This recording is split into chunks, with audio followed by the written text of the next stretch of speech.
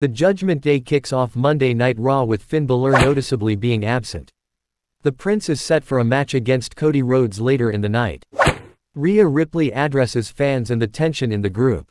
Damian Priest claims Finn Balor should have walked out of SummerSlam with the World Heavyweight Championship. Damian Priest confirms there is a problem among the members while Rhea Ripley tells him it's not the time or place. They are interrupted by JD McDonough, who claims he has a message from Balor and he plans to focus on going up against Rhodes. The women's champion tells him to stay out of Judgment Day's business since he's not a member. The Eradicator tells McDonough to send Finn Balor a message that they need to talk before they are disrupted by Sami Zayn. The Canadian star goes after his attacker for injuring him last week. Sami Zayn has stare down with the Judgment Day before he goes after JD McDonough. The two come to blows. An irate Zayn is out for vengeance as he takes on McDonough. Moving to the next match. Sami Zayn vs. JD McDonough. The tag team champion hits McDonough with punches into the corner, followed by a slam as the young star rolls out of the ring.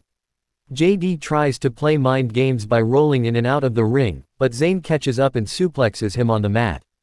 JD McDonough gains control and focuses on Sami Zayn's injured arm.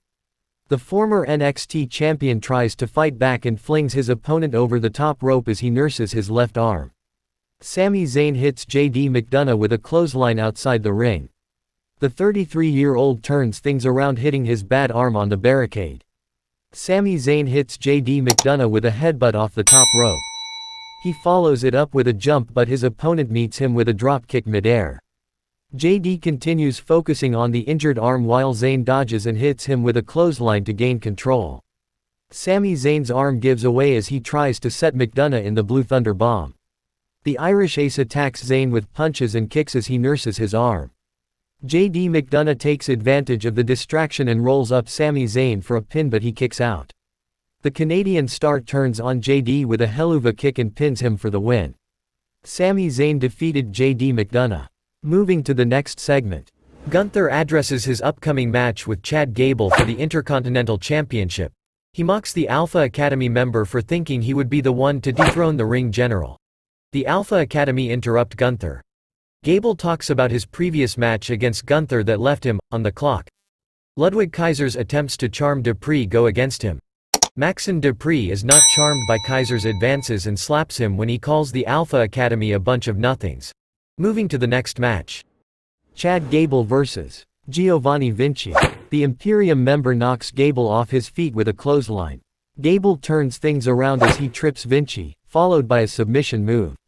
He pounces off the ropes gearing up for a drop kick, but Vinci turns it into a slam. Giovanni Vinci attempts a pin, but his opponent kicks out.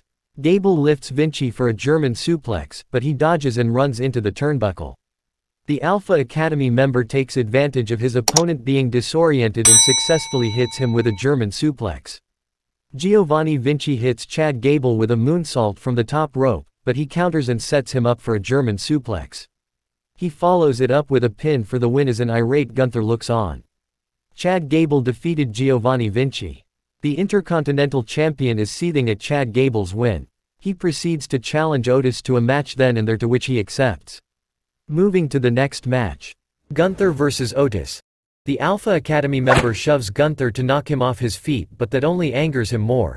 The ring general hits Otis with a massive boot and continues to kick him while he's down. Otis gears up and hits Gunther with a series of chops to the chest, but the champion returns the favor, knocking his opponent off his feet. Otis slams Gunther, who is unsteady on his feet.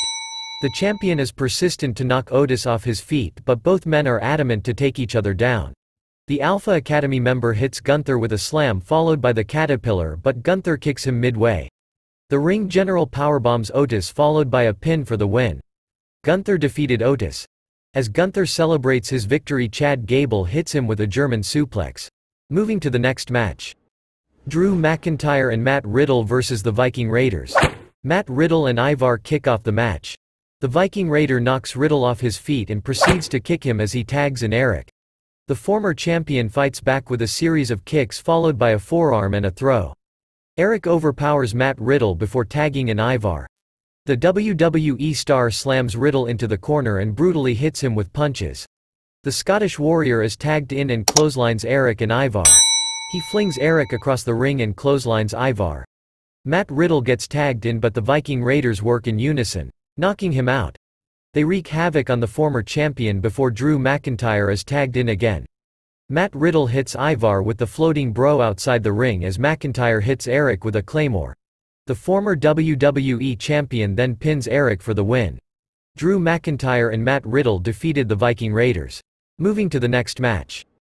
Rhea Ripley vs. Indy Hartwell. The Eradicator pounces on Indy Hartwell before tossing her around the ring. The women's champion displays her dominance as she proceeds to slam her into the turnbuckle, followed by a series of chops.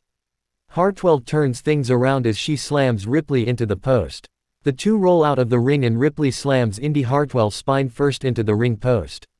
The champion taunts Candice LeRae at ringside and rolls Hartwell back into the ring. The Eradicator then attacks LeRae. Indy Hartwell rolls up the Nightmare for a pin, but she kicks out. Ripley gets up to her feet and hits Indy Hartwell with a headbutt, followed by the Riptide for the win. Rhea Ripley defeated Indy Hartwell. Candice LeRae runs into the ring and attacks Rhea Ripley.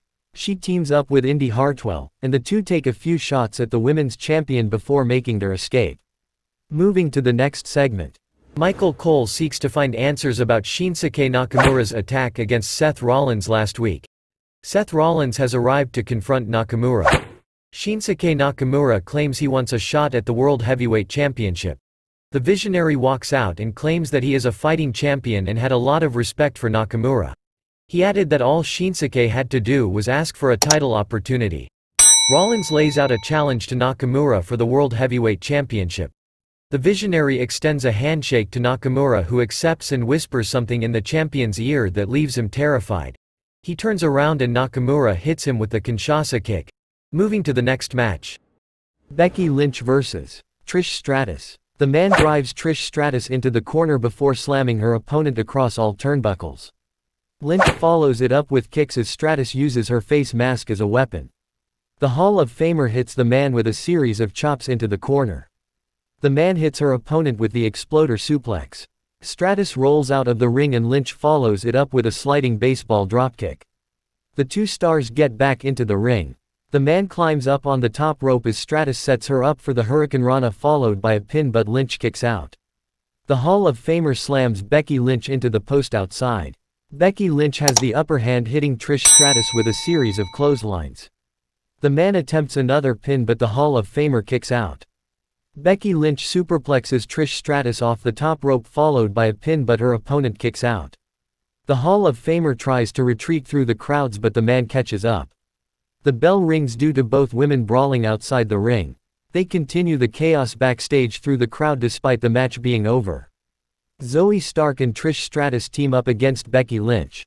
While Stark was banned ringside, she took advantage of the match being over to attack the man while keeping in line with the rules.